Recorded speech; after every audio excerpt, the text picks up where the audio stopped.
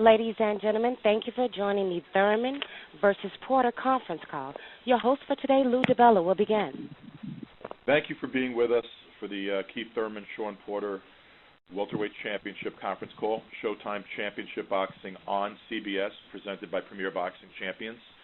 It'll be at Barclays Center in Brooklyn, Saturday, June 25th, live at 9 p.m. Eastern Time, 6 p.m. Pacific Time. Tickets for the live event are on sale now. They can be purchased online at Ticketmaster.com, BarclaysCenter.com, by calling Ticketmaster at 1-800-745-3000 or at the box office at the Barclays Center. The lower bowl of the arena is basically sold out right now. There are a few tickets available at the higher price ranges, but anyone who still wants those should get to the box office as quickly as possible. These fighters don't require a lot of introduction. This is the best fighting the best. About as good as it gets. To tell you a little bit more about the telecast, I'm going to turn it over to the man who made it possible from Showtime Sports, the man who runs the shop there, Steven Espinosa. Thanks very much, Lou. We are thrilled to be presenting this card as our colleagues at CBS and CBS Sports. As many of you have heard, this marks the return of boxing to CBS primetime for the first time in nearly 40 years. 1978 was the year of the last CBS primetime boxing telecast, and that was Ali Spinks 1. And so with the return of boxing to CBS primetime, we've got big shoes to fill. It took something very special for CBS to step back in, and that's exactly what we have. This bout is part of an incredibly strong lineup for Showtime Sports this year. We're in the midst of 8 boxing events from between April and July with over 14 World Championship bouts. And these are events which feature the best fighting the best. Top 10, top 5 ranked fighters facing other top 10 and top 5 ranked fighters. In this particular card on the 25th, we've got, for my money, the 2 best active welterweights in the world fighting each other. We've got 2 of the top 5 featherweights fighting each other in the co-feature. And we are very proud that this is on CBS, produced by Showtime Sports, presented by Premier Boxing Champions. This is a card that really reflects the best this sport has to offer, which is why we want this to be available to the widest possible audience. This is our sport putting forth its best foot. The best matchups, the best individuals. These are classy guys, both in the ring and outside the ring. And most of all, they are tremendous boxers, tremendous competitors. This event is part of a huge day for Showtime on June 25th. Earlier that afternoon, we'll be telecasting on Showtime Live the heavyweight title match, Anthony Joshua versus Dominic Breazeale. Then in the evening, to cap it off with a championship doubleheader with these 2 fine fighters, Keith Thurman and Shawn Porter. And for my money, it really is, in terms of quality and stature and significance of the sport, it is the card of the year without question. Lou, back to you. Thank you, Steven. As I said, these fighters don't require a lot of introduction. So what I'm going to do is I'm going to throw it over to each one of them. But for purposes of the writers, both fighters will be on the line through the entire call. So when questions come in, both fighters' mics are active. So Keith and Shawn, you could jump in and when you have something to say, just feel right, happy to pipe right up and say it. First, the man challenging for the WBA World Welterweight Championship, Showtime Shawn Porter, originally from Akron, Ohio, fighting out of Las Vegas, Nevada, with a record of 26-1-1 and 16 KOs. Shawn? What's up, everybody? Want to thank everybody for putting this fight together. Lou DiBella, Steven Espinosa for getting us on CBS prime time. Awesome time for boxing, awesome time for Team Porter. And definitely looking forward to this fight. And I want to just do one thing, and that's just reiterate what Steven Espinosa said. This is, without a question, the fight of the year. And I'm humbled and honored to be a part of that, and I know I'm going to do my job, and I'm going to leave that ring as the new WBA champion. I've been working extremely hard, as you all know, like I always do, and we'll be prepared for any and everything that Keith has, and we'll see if he's prepared for any and everything I got. Thank you. Thank you, Shawn. And now at 27 years old, fighting out of Clearwater, Florida, the WBA World Welterweight Champion, one of the hardest punchers and most improving champions in all of boxing, Keith one-time Thurman. How's everybody doing today? I'm happy to be here. Nice to be a part of this conference call. Looking forward to this fight.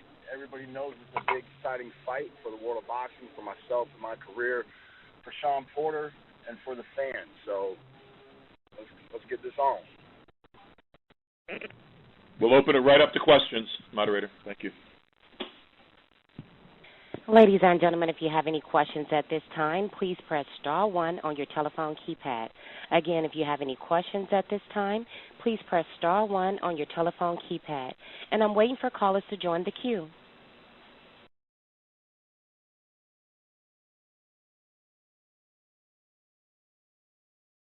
Our first question is going to come from Dan Raphael from ESPN. Please go ahead.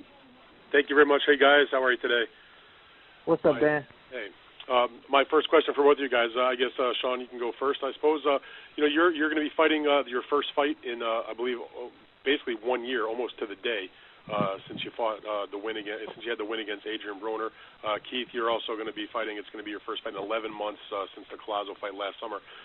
Shawn, could you start off by just talking to me? You're in your prime, young guy. Were you at all frustrated by having a year off, especially after what many would look at as perhaps your biggest victory against Broner in the last fight? Well, you know what? That's not what I wanted. That's not what I expected. I expected to, come out of that big fight and go right into another.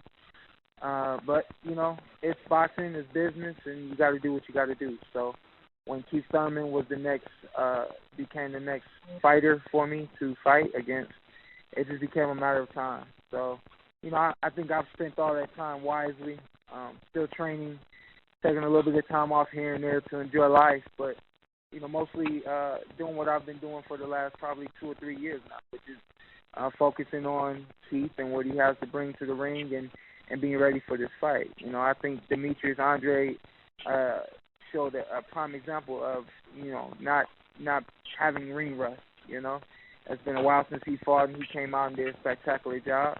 It's been a little while since I fought, but I don't believe in ring rust. So I believe, next weekend I'll be in full force and ready to take that belt. Shawn, was there any point during that year between fights that there was discussion about you fighting again, say at the end of last year? I mean, even before the fight between you and Keith was finalized for, the earlier part of this year. Well, yeah, that was. You always make a plan. That's what my dad does. He makes a plan, and we try to execute that plan as much as possible. So, coming out of a June fight, we wanted to fight again, and I think we wanted to fight again, I think, around October or November. But, that was the plan, and sometimes you got to roll with the punches, Right. Boxing. Keith, and from your point of view, you had a good victory in front of a big, raucous crowd in your hometown, scored a knockout, and then 11 months later, you're having your next fight. I asked the same question that I asked to Shawn about your thoughts about being in your prime, being a world champion, and having to be off 11 months. I know it was a little bit problematic because of the car accident, but nonetheless, still a lengthy layoff. Your point about that, was that a problem for you, or was it just the way things go, like Shawn said? Yeah, it's just the way that the chips fell, man. Me and Shawn both could have probably got a performance in, but we were happy to be making, instead of just a normal performance, putting on a great performance, even if we both had to wait for it. We're both really getting what we wanted out of this fight. It was worth the wait. I've had ups and downs. I've had injuries several times throughout my career. My biggest layoff was about 14 months. So it is what it is. There's nothing to really complain about. We both feel good. I've had plenty of time to recover from my accident get back into camp and do what I need to do to perform for you guys come this 25th. Well, I was going to ask you about, you mentioned the accident. Can you just go through how long did it take you to get back to the point where you were, 100%, let's say, going into the gym, and are you fully recovered from that incident? It took 6 weeks before I could go back to the gym, and then, we just had to take it in increments as far as recovering, as far as working hard. Didn't want to push my body too hard right away. Didn't want to re-aggravate anything. Just listen to my doctors, stay doing my regular checkup routines, and we're good to go. So everything's good now? Yes, sir. All right. Thank you very much, fellas. I look forward to seeing you next week. We'll see you, sir. Take care. Our next question is going to come from John Gatler from My Examiner. Please go ahead. Hey, Keith. How's Shawn? What's up, man?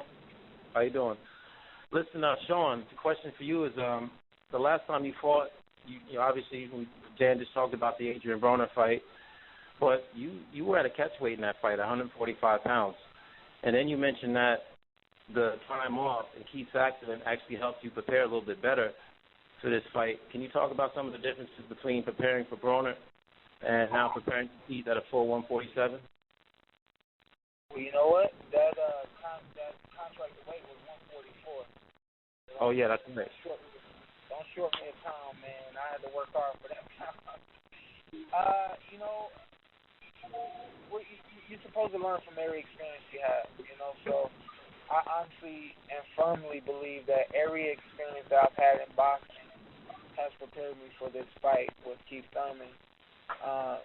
Certain obstacles that we had to fight through with the Broner fight, such as, making that catch weight of 144. It confirmed to me that I can be strong at whatever weight I have to fight at. So I'm back at my regular weight at 147. No struggle to make the weight, and I know I'm going to be strong and healthy coming into the fight. So that's about it. I think that Keith's accident, it pushed things back, from a timeline perspective, but from other perspectives, I was able to gain a lot from longer for this fight. So I truly believe it was a blessing for myself, and I'm looking forward to taking advantage of being able to train longer for this fight. Okay. Keith, obviously this is the biggest fight of your career. We know what the stakes are in the welterweight division. You know what a victory over Shawn would mean to you, and Shawn knows what a victory would mean over you. How he mentioned that the time off helped him prepare a little bit better. Has it helped you reacclimate yourself to the game and maybe some things that you can expose in Shawn? The two of you obviously know each other real well. How do you think that knowledge of each other is going to play out in this fight for the 25th in Brooklyn? We do know each other very well. It has been a little while since we've seen each other, and we've never seen each other under the bright lights. Fight night is a different kind of night. I expect to see the Shawn Porter I know. I also expect to maybe see something that I've maybe not quite seen before. He's going to be gunning for the title. It's a very special night. I'm going to be defending my title. I just feel comfortable, man. The accident didn't really help me at all or hurt me or do anything special. All it really did was give us more time to constantly, think about this fight. We were going to approach the fight pretty much the same way, no matter what. We didn't change up our game plan from the first training camp into this training camp. We stuck with the same game plan. We gave ourselves enough time to get in shape, and that was really the most important thing, was to assess with my doctors how quickly I could recover and get back into conditioning to be prepared for this fight. All right. Good luck on the 25th, guys. Thank you. Thank you. Our next question is going to come from Martin Finley from the Tampa Bay Times. Please go ahead. Hey, for both guys, you talked about this. It's a crowded field. There are former champions. There are a few undefeated champions. There's some up-and-comers. For both you guys, what tells you that you are the man in the division? What is it about you guys right now? I'm sorry, I didn't get the full question. What makes you think you're the best guy in the division? You're the man. For both of you guys. I think two reasons. I think number one, I believe in myself. I know what I can do, and when I look at the other guys out there in the division, I just know that I have more than the other guys. But I think the public as well. You guys have continued to say that whoever wins this fight will be the number one guy in the division, filling Mayweather's shoes, yada yada yada. I want to do more than just fill those shoes. I want to be the guy that you say, hey, if Mayweather comes back, he better come back to Showtime Shawn Porter because he's the best fighter out there in the division. So I believe it, but you guys have said it enough to make me believe it as well. So thank you for that. Keith? Oh man, for me, it's the confidence. It's my amateur background, where I come from, how I grew up in the sport. Training here in St. Pete Boxing with Dan Birmingham and Winky Wright, Jeff Lacey, ever since I was young growing up. The way Ben Getty believed in me and told me that I had everything it took to be champion of the world, and not just a regular champion, but a great champion. And that's the story of most champions and everything. You always strive for your best, and this fight is dedicated to bringing the best out of me. I know you guys are looking forward to it. I'm looking forward to it. I got lots of love and respect for Shawn, and I look forward to, this challenge of this rivalry that we share, growing up together, never getting to fight one another, but always pushing one another and trying to make one another better. But, come by next week, we'll know who's the best. And, you don't always hear that between boxers. I have a lot of love and respect for a guy that they're about to head into a big fight. Does that make this situation a little unusual or awkward? I don't think it makes it unusual or awkward at all. I think the fact that we know what each other has and we've seen each other for a long time, it number one, obviously you're hearing it and you see it, the respect, but also the fact that we want to beat each other to prove to ourselves, to everyone out there in the world that that I'm better than Keith, and I know he has that same mindset. That is why this fight is on CBS prime time, because you're not going to get this again. You're not going to get this again. You're not going to have two guys at the top of the division wanting it all and actually willing to go for it all. And I know Keith has that in him, and he knows damn well I have it in me. And like he just said, I'm gunning for that championship belt. I'm coming for his head. It doesn't matter that we're friends, and I know at the end of the day, it doesn't matter to him. We both have families to take care of. We both have legacies to build, careers to continue to progress on and strive and goals to reach, and the list goes on. With all that being said, it can't be awkward. It can't be, weird. It can't be a friendship once after we meet in the center of the ring and touch gloves.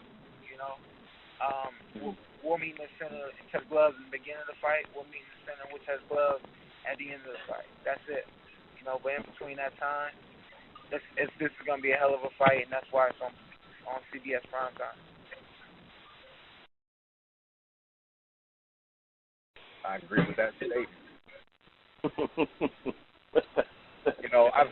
We've come across a situation, in the amateurs where I've had to compete against sparring partners, so there really is nothing awkward in it. If anything, there's a very, very cool factor, man. To be really honest, there's an extremely just super cool factor that, you know, I remember this dude when he was a teenager. He remembers me when I was a teenager, and here we are, you know, going to be fighting on CBS, opening up the show, prime time. You know, it's our battle is going to be the battle that they see from the last time they aired boxing, which was Muhammad Ali. This is history in the making. You know, like you said, we both have legacies. We both have dreams that we want to live, and if it means getting through each other, then so be it. Thanks, guys. Ladies and gentlemen, if you have any questions at this time, please press star 1 on your telephone keypad.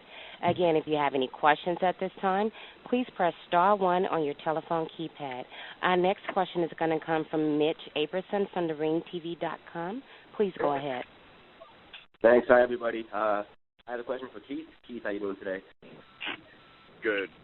Good. Just wondering, Keith, what's your training camp been this time around? I mean, having to deal with the residual injuries from the car accident. I mean, can you just talk about just what your training camp has been like, trying to, you know, do maintenance with the injury, also trying to prepare for Shawn at the same time?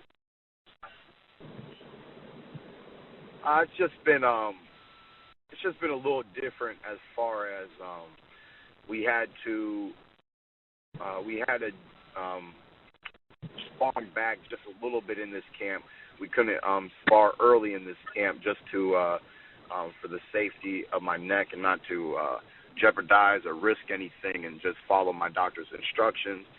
We had to build up and start off with, you know, just cardio and shadow boxing, and then get into the mitt work and the bag work. And this camp has just been a progression. You know, nothing really out of the norm. You know, nothing really changed the pace of too many things. We just had to formulate it a little different so that we can get the job done and be prepared. What was it like, Keith? I know you began sparring in May. I mean, like the first time you got hit, you know, in your neck, that impact. I mean, what was that like? I mean, was there any pain? Did it feel better than expected? Nah, it took it fine, which I expected, because we were already doing some neck strengthening exercises, and I would have known, you know, I would have had feedback from the resistance training that I was doing if my neck wasn't going to be able to hold up in sparring. I still was thinking about it a little bit in going into it that day for the first day, but, you know, it held up. We went and got therapy like we were supposed to that week, and just kept going, and every week since, and it's been fine, man. We feel great. We're happy to, you know, be doing what we do best. Boxing, you know, it's always a little nervous. You know, you're a little hesitant. You know, when you're thinking, okay, I got this issue. You know, am I going to be able to be the same? Am I going to be able to be the same? And we are, man. You know, that's all that we can ask for, and we're truly blessed. So, I mean, when you face Shawn on the 25th, I mean, is it safe to say that the injury is going to be, you're not going to be thinking about it, or do you still, because, you know, it did happen in February, you know, you still have to, I guess, worry about it a little bit, even though you're back to full strength? I don't see myself worrying about it come the 25th. You know, the major difference is going to be I'm going to be getting hit with 8-ounce gloves instead of 16-ounce gloves. But we believe that we're well prepared, and we'll be able to handle everything come this up-and-coming fight. Great. Thanks, Keith. Good luck. No problem. Thank you. Our next question is going to come from Eddie Goldman from No Holds Barred. Please go ahead.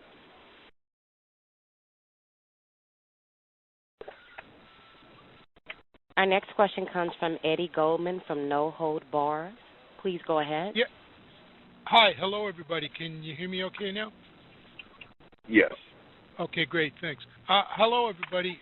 Question for both Keith and Shawn. With all the talk of this fight being the first time on CBS since Ali Spink's one, and of course Muhammad Ali recently passing away, and the welterweight title at stake, and all of this.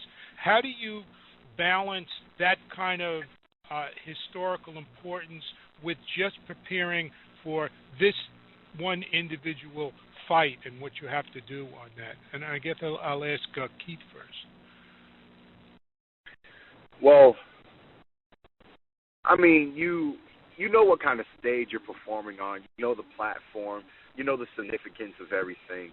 But that's not the main concern. You know, the main concern is getting in shape, doing what you're supposed to do, and being prepared to box smart and get the victory that you set out for, execute the game plan. You know, any single time that I'm going to step in the ring, you know, I do my best to put on a good fight. You know, whether I'm putting on a fight or a boxing exhibition, I'm going to do what I think is best for victory. And you know, I'm always trying to hurt my opponents, and I'm hoping that the crowd enjoys the show. You know, but I really don't think too much about all the fine details. You know, you acknowledge it. I'm grateful for everything, but at the end of the day, this is just another boxing match. It's going to be, you know, my hands up against his hands, you know, going toe-to-toe. I'm treating it just like any other show. And, Keith, what do you see as your advantages against Shawn? And do you see that maybe you want to be more of a boxer? Is he such a pressure fighter? Or what can you do? What do you plan for in your approach to this fight?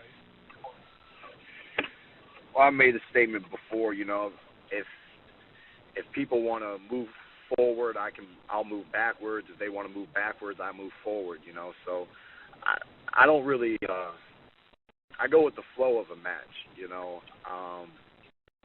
I do what I think is necessary to win, you know. The key to victory is to not let your opponent have his way, whatever way that is.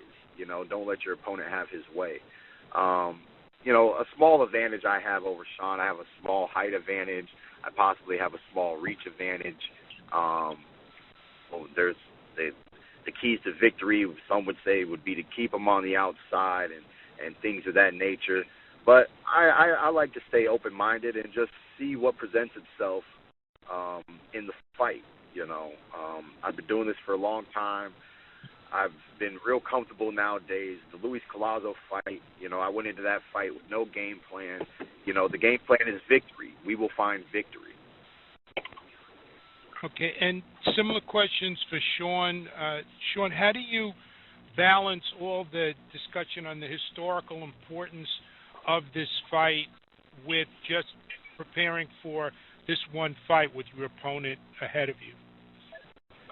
It comes with the territory, you know, and that's why I say I'm excited to be on CBS and for it to be on prime time and you know, being a part of history, you know. So like he said, you acknowledge it, but you don't, you know, I'm not going to allow it, you know, the importance or the significance of this fight to, you know, override my energy and my mindset going into the fight or anything like that. I'm humbled, you know, that to be the first fight on CBS since, you know, a Muhammad Ali fight. That's awesome, you know. But, you know, I don't, even, you know, being exciting is never a concern of mine, because as long as I'm performing and doing what I'm supposed to do, the fight will be exciting. You know, I have a saying, I don't condone boos. You know, as long as I'm fighting, you will never boo. You'll never be bored or anything like that. So it's awesome. You know, I love it. I think it's going to add to my level of excitement and my positiveness going into the fight, but it won't get me, you know, over excited or anything like that. And do either of you want to make a prediction, either Ali-esque or otherwise, for this fight? Ali-esque. Showtime, Shawn Porter leads the ring with that belt. I'm about to say, it's real simple. We both win, right?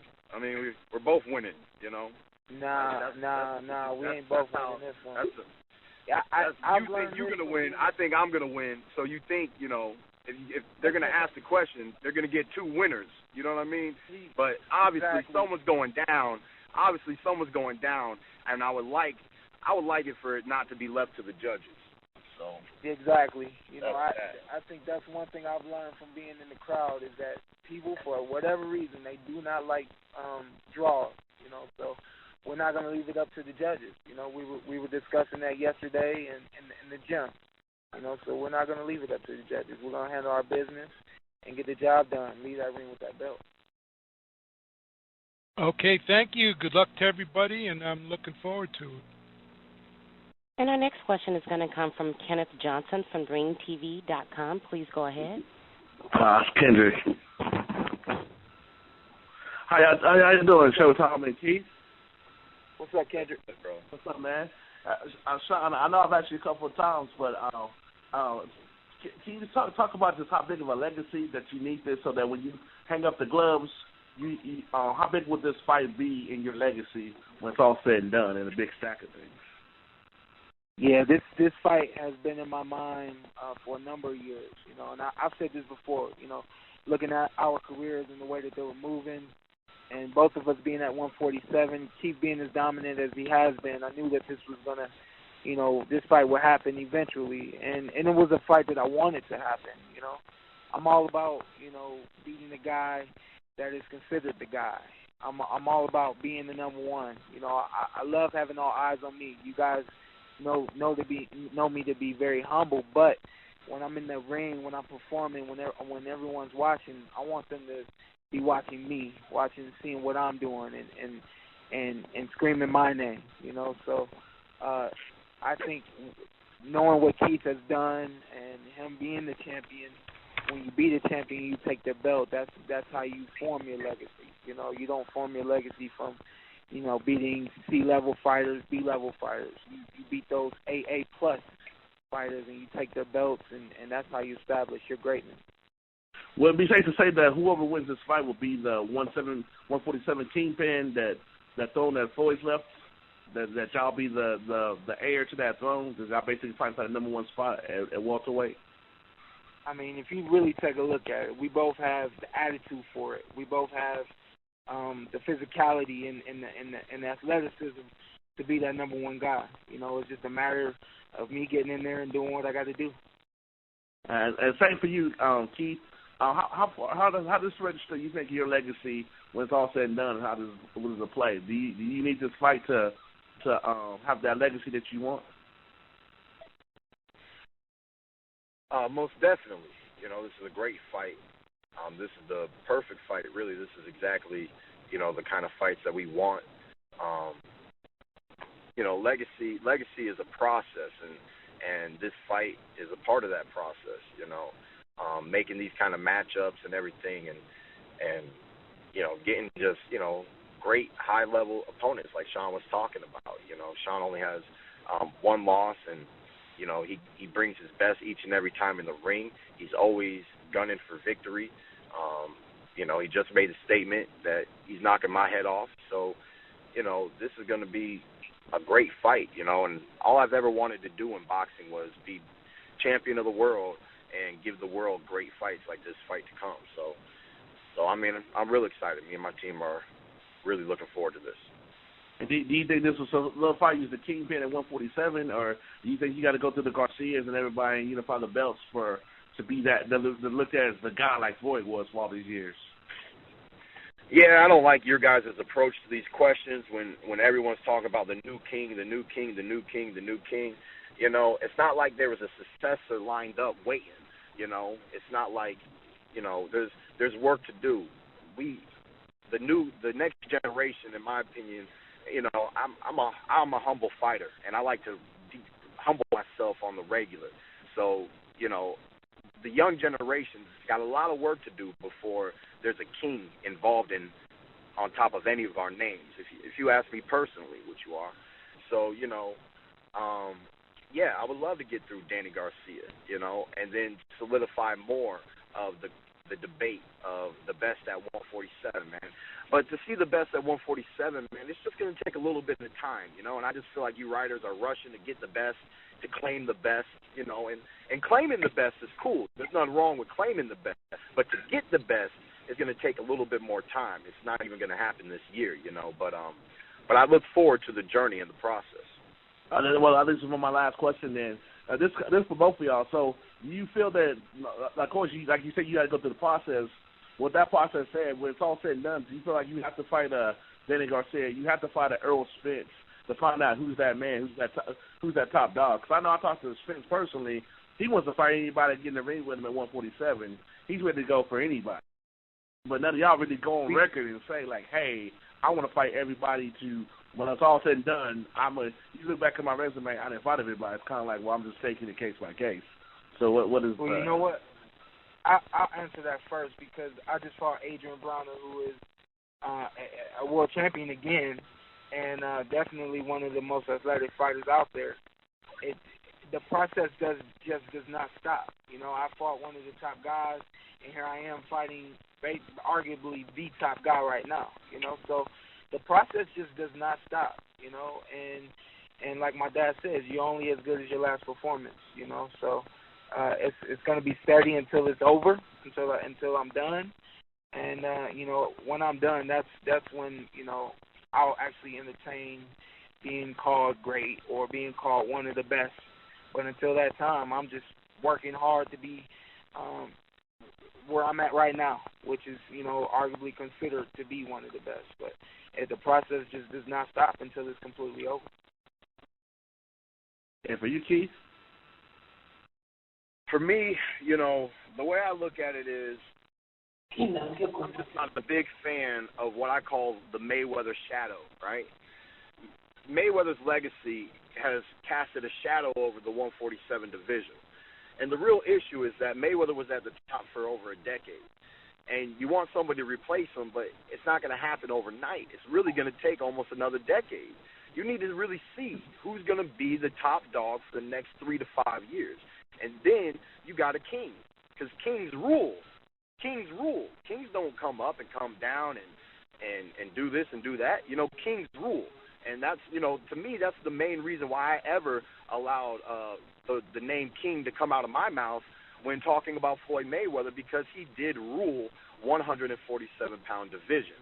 Okay, so, you know, this fight is a great fight. It's a stepping stone. It's heading in the right direction for either fighter of proving themselves, and many other great fights to come. But it's going to take every single one of those great fights so that you can have the great of the new generation.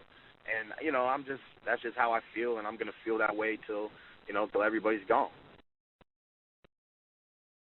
And our next question is going to come from Dan Raphael from ESPN. Please go ahead. Thank you very much. Hey, guys, I wanted to follow up just a little bit. I heard earlier in the call, I know you guys both spoke about your respect and love for each other, and you know, I've heard it thrown around that, you know, you guys are friends. But I'm curious. You've known each other since the amateur days. How close of friends are you? Was it like slap on the back, how's it going when you see each other at an amateur tournament, or if you see each other at the Barclays Center at some other fight? Or was it like, you know, you're good pals and you have dinner together if you see each other, or you call each other up on the phone? Where do you guys stand with that? Keith, if you could answer that. You know, definitely, you know, love, man. A lot of back slapping, dapping, you know, reminiscing, talking, and yeah, man, we've shared meals together. You know, when Shawn Porter was in my camp, we spent a lot of time together. You got to meet my mother and stuff. Obviously, I know his father. His father was a team trainer for international event when USA fought Ukraine, and the only two people in the USA to win was Keith Thurman and Shawn Porter. So, you know, it's been an interesting journey, man. I mean, it's really a lot of fun. I'm actually honored and blessed and grateful to grow up with this kid and to have this opportunity with the same person, this individual, you know, knowing that he's in the way of my dreams, I'm in the way of his dreams, but it's still just a very fun process, you know, to have a rival be so personal, somebody that you really know, somebody that you've been cheering for, but, the 25th is the only day that I'm not allowed to cheer for Shawn Porter. Oh, I got you on that. Shawn, you heard what Keith just said. Where do you fall in that in terms of the way the relationship has been over these years? Yeah, I was going to say, man, I don't know. You guys be the judge of it. Like you said, we spent time together in camp. Going back to when we were in the amateur, we fought in the international duel once together. He actually, I don't know. We're friends. We know each other very well. We don't talk on a daily basis. Right. But we do know each other. Now, I have to assume that of all the time you spent together in your training camps and you sparred together, haven't you? I would say Keith and I are friends, but we're not, best pals. We're not besties. We're not. Yeah, we're not. I would we're say if I needed help, he's probably, 10 to 15 or 20th person I would call on the list. He's not first or second or anything like that. Now, when you were together in those early days of your amateur career doing the international competitions, or even perhaps as young professionals on the way up, how much did you guys spar together? It must have been at least sometimes if you're in the same camp with each other, right? No, you know what? We only sparred that one time. I came down to Clearwater to get some sparring. I had been on a long layoff, and I was coming back for a fight. And he was getting ready for Chino. And that's when we crossed paths in the ring. But outside of that, it's just been more so, different weight classes, kind of rooting for one another. How long ago was that, Shawn? 2012, I believe. Oh, so fairly recently, but never as amateurs, though, even though you were together in the camps. Now, we got in the ring once in Colorado Springs. Remember, Shawn? Your dad and Ben Getty, they negotiated a sparring session between the two of us in Colorado Springs. You remember that ring work? Okay. Oh, yeah. But how many rounds did we do? 4? That was a simple little amateur little sparring, and it was a little something. That was the first time I ever got to, and we, But like I said, Dan. To anybody that's wondering, if we're too friendly with one another to take one another out, no, we're not. Do you remember, Keith, what year that was when you did that 4 rounds in Colorado Springs, approximately? It was definitely towards the end of the amateur career, so I would say maybe 07. Right. Well, you turned pro at the end of 07, so probably that would be. I guess so maybe earlier in 07. So I mean, you guys have been respectful to each other all through this thing, even on this phone call. I don't anticipate, you're not going to be slugging each other at a press conference or anything. But do you believe in any way, shape, or form that your positive relationship with each other will in any way diminish the intensity that you have when the bell rings, or because you know the guy and you want to really prove something, that it might actually bring it up a level? I've heard different fighters talk differently about that. Where do you fall on that category? Yeah, I could probably answer that question for the both of us. Our levels will be raised just from a competitive standpoint, from a standpoint of him not wanting me to take that belt, and from a standpoint of me wanting to take that belt.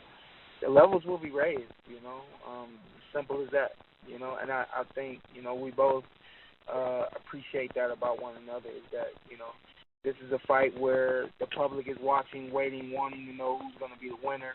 And we want to give the public all they want, and we want to win. So simple as that. And when it's all done, friends again? Yes, sir. Keith? Yeah, there's no problem. Yeah, man. I mean, this is going to be an intense fight. Shawn always brings intensity. I'm always bringing my power. I mean, I just don't. There's no way this cannot be an entertaining fight. And there's no way that he's not going to raise his bar by knowing what it's like, knowing that I've been training hard, he's been training hard, and just knowing that, he's one step away from getting that belt back around his waist and moving forward with his career. You got 2 young fighters in their prime fighting on prime time. I mean, this is the time. This is the prime time. Mayweather's gone. Pacquiao's gone. There is no better time than this time, for this fight to go down and for each one of us to showcase our skills and our talent to the world and take it to that next level. So there should be not 1 ounce of hesitation from either fighter. It should be a great night of boxing. I'm definitely looking forward to it. This is my life, man. I laugh at it, because I'm having fun each and every time. I'm going to really enjoy this. This is going to be a fun event, a great event. All right, guys. Thank you. It'll be one time versus Showtime on prime time. Thanks, guys. Exactly. Thank you. And thanks, man. our next question is going to come from Lynn Satterfield from Premier Boxing. Please go ahead. Hey, guys. How both of you guys doing? What's up, man? Great line of questioning there. Just got one question for each of you. First, Keith, this is your 20th anniversary as a boxer. Dan Birmingham's 50th in the sport.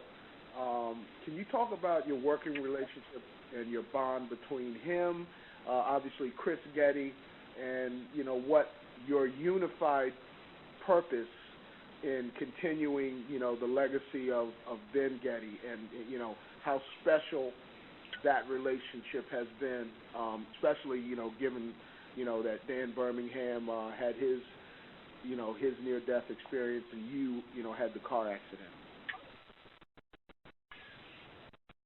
Well, it's always been really nice to be a part of St. Pete Boxing here with Dan Birmingham ever since I got here when I was 14 years old. Watching him train Wink, watching him train Jeff, and then, eventually he was working with me as a mitt man on behalf of Ben Getty because his joints just couldn't hold the mitts for me no more. He couldn't take my punching power. So me and Dan, at the age of 14, 15, got a real good relationship in the ring, a real nice feel for one another. And when Ben passed, I just knew that Dan being my time was going to become my first, and that nobody was really better for the job. I was actually offered by Shelly Finkel to go over to the Wild Gym or whatever and work with Freddie Roach.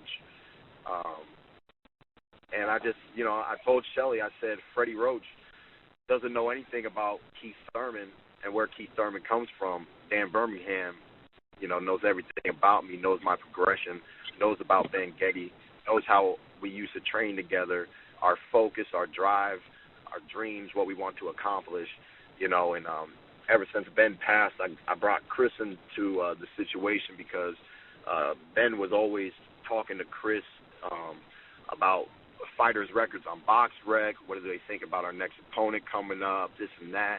And I tell everybody I just feel a lot more comfortable knowing throughout my professional career that I have one Getty in my corner, because Ben Getty truly raised me from the age of 7 to the age of 20 when he passed away. So, we got a great team here, man. It's just, we go really deep. We're almost like a family over here. Everybody loves everybody, man, and respects everybody, and everybody wants the best for me, and I'm truly grateful for that. Ben always talked about how important a great team is, and then how important getting with the right networks. So with my team, with Al, with everything that's happening with PBC and CBS here, man. Really, when I reflect back on the 20 years, man, I'm proud to be an American. I'm proud to have this opportunity to live this life that I've chosen for myself, and that, nothing so far, even with a few bumps and bruises in the road, has steered me away from being champion of the world, man. So I'm just truly blessed and just trying to keep living this dream and creating my legacy. Thank you so much for that. Now for you, Shawn. We talked about this a little bit, last couple of days, but, relationships between father and son in this sport, there's so many bad ones, and I know in your head those.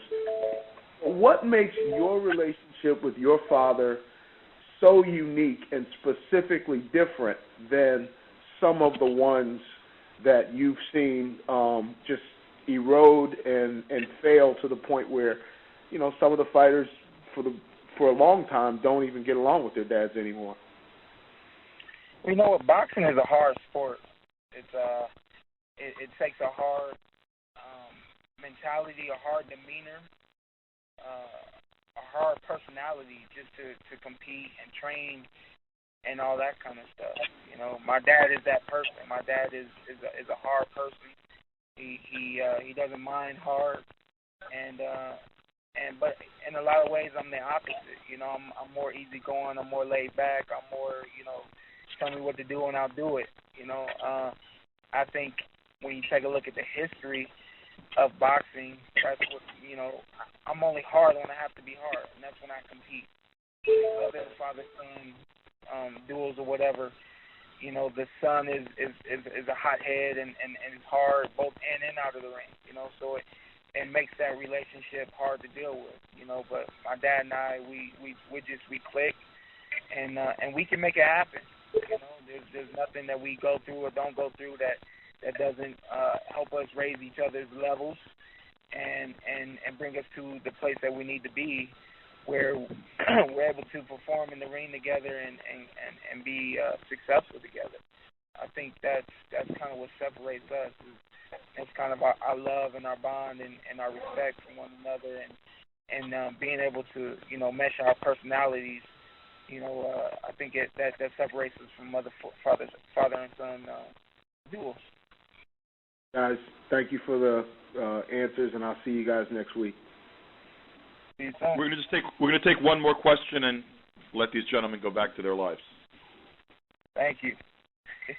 We have no more further questions in queue. That was the last question. Well, that's good timing. On again, June 25th, 2016, Showtime Championship Boxing on CBS, presented by Premier Boxing Champions, 9 p.m. Eastern Time, 6 p.m. Pacific Time. Come to the Barclays Center in Brooklyn, New York that night. Get tickets right now at Ticketmaster, BarclaysCenter.com, Ticketmaster.com, Barclays Center box office. The best's fighting the best. Only one man's going to win in the ring. But everybody in that arena is going to win, and everybody watching on television is going to win. Thank you, gentlemen, and thank you all for joining us. You guys have a great day. For having us. Thank you. Thank you, ladies and gentlemen, for joining this conference call. You may all disconnect and have a great day.